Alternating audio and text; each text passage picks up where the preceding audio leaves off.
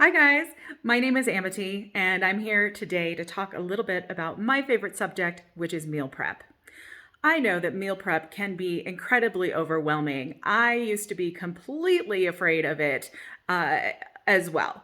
The idea of taking a whole day out of my 2 days on the weekend to spend in the kitchen slaving over all of these meals that are going to be prepped and supposedly going to make my life so much easier throughout the week seemed horrible, not something that I wanted to do. However, I think we all understand that having a solid meal prep plan is foundational to building better health, eating better, and keeping yourself organized so that you can do all of the things that you want to do. So, I have three concepts for meal prep that vary. Some of them take a little bit of time, some of them take a little bit longer. But at the end of the day, what it's going to do is help you come up with a great plan for the week so that you are prepped and ready to go with delicious and healthful meals. Those three ideas are first, what I call the 1 hour power hour. Now, 1 hour power hour is really about component cooking. So that is maybe cooking a batch of hard-boiled eggs that you can snack on throughout the week or cut up for salads. It is cooking a batch of quinoa that you can put in the refrigerator and just heat up when you need it as part of a meal or in salads. Protein balls that you have easy access to for your pre-workout or your post-workout meals. A protein, like maybe a couple of chicken breasts, so that you can have that all cooked and ready to go, and you can shred it, you can chop it, you can cube it, you can do whatever you want with whatever preparation you're doing. That personally is one of my very favorite ways to meal prep and one that I typically do the most frequently. The second one is an idea of, I call it cook once, eat all week. Now, what this is, it's actually based on a book by an Instagram influencer and author.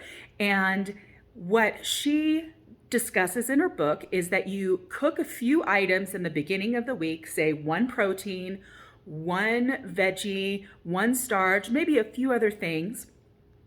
And then you use those separate ingredients throughout the week, that one protein, and you make a variety of different meals. So you're not feeling bored eating several different types eating the same meal every single day. You are getting a really wide variety. That's a really great way to get things started.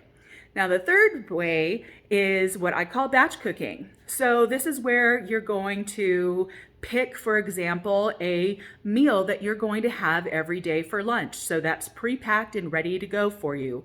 So something like burrito bowls, that would be a really easy way to do that. Beef and broccoli, really easy way to do. Doing batch cooking could be doing egg muffins so that you can take your breakfast out on the go with you, breakfast burritos, things like that. Also, if you want to go as far as batch cooking for dinner, that's where your tools like crock pots and instant pots and your grill, any of those things that you can do a big batch of food all at once and then store it so that you can use it later.